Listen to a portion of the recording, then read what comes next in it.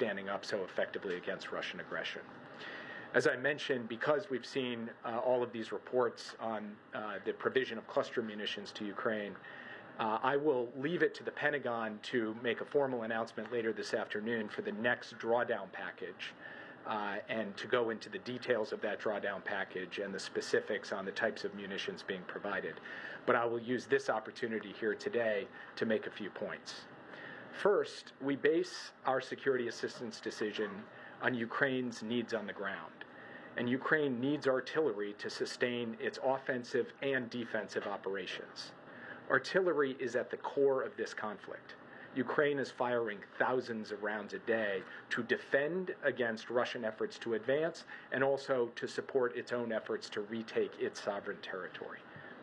We have provided Ukraine with a historic amount of unitary artillery rounds, and we are ramping up domestic production of these rounds. We've already seen substantial increases in production, but this process will continue to take time, and it will be critical to provide Ukraine with a bridge of supplies while our domestic production is ramped up. We will not leave Ukraine defenseless at any point in this conflict, period. Second, Russia has been using cluster munitions since the start of this war to attack Ukraine. Russia has been using cluster munitions with high dud or failure rates of between 30 and 40%. In this environment, Ukraine has been requesting cluster munitions in order to defend its own sovereign territory. The cluster munitions that we would provide have dud rates far below what Russia is providing, not higher than 2.5%. And third, we are closely coordinating with Ukraine as it has requested these munitions. Ukraine is committed to post-conflict demining efforts to mitigate any potential harm to civilians, and this will be necessary regardless of whether the United States provides these munitions or not, because of Russia's widespread use of cluster munitions. We will have to continue to assist Ukraine with demining efforts no matter what, given the significant use of cluster munitions already perpetrated by Russia. So the bottom line is this. We recognize that cluster munitions create a risk of civilian harm from unexploded ordnance. This is why we've deferred the decision for as long as we could. But there is also a massive risk of civilian harm if Russian troops and tanks roll over Ukrainian positions and take more Ukrainian territory and subjugate more Ukrainian civilians because Ukraine does not have enough artillery. That is intolerable to us. Ukraine would not be using these munitions in some foreign land. This is their country they're defending. These are their citizens they're protecting. And they are motivated to use any weapon system they have in a way that minimizes risks to those citizens. So with that, I would be happy to take your question. Today, the United States also continues to demonstrate its enduring commitment to Ukraine with the announcement of a new drawdown of military assistance to provide Ukraine's forces with additional munitions, weapons, and equipment needed to defend their country and push back on Russia's war of aggression.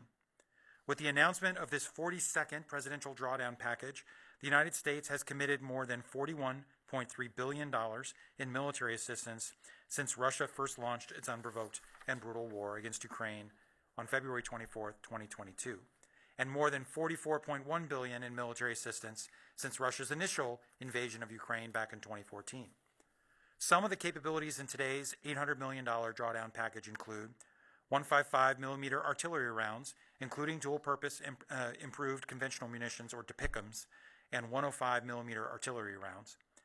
Additional munitions for Patriot air defense systems and ammunition for high-mobility artillery rocket systems, or HIMARS.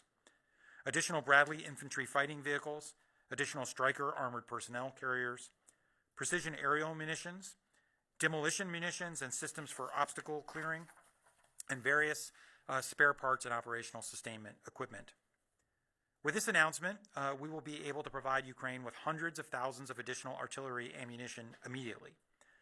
This decision will ensure we can sustain our support for Ukraine by bridging us to a point where we are producing sufficient artillery ammunition on a monthly basis across the coalition. We recognize the complexities here, which is why I want to quickly provide a few additional pieces of information on DPICM. First, Russia has been using cluster munitions indiscriminately since the start of this war in order to attack Ukraine. By contrast, Ukraine is seeking DPICM rounds in order to defend its own sovereign territory. Second, compared to Russian cluster munitions, the DPICM rounds we will provide Ukraine have an extremely low failure or dud rate. The DPICM ammunition we are delivering to Ukraine will consist only of those with a dud rate less than 2.35%. Compare that to Russia, which has been using cluster munitions across Ukraine with dud rates of between 30 and 40%. During the first year of the conflict alone, Russia-fired cluster munitions deployed from a range of weapon systems have likely expended tens of millions of submunitions or bomblets across Ukraine.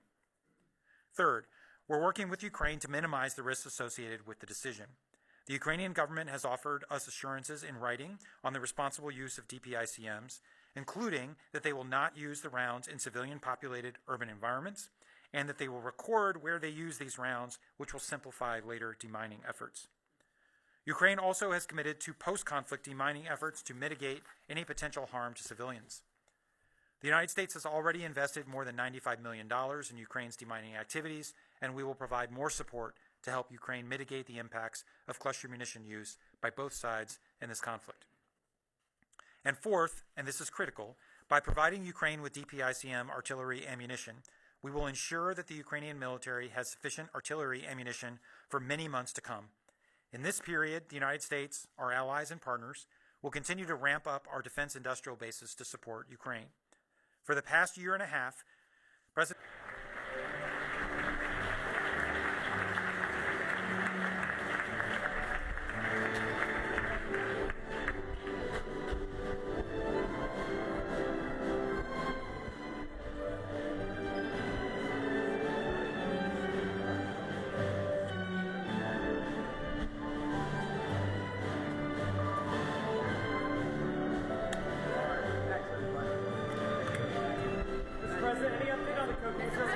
cluster munitions, why now?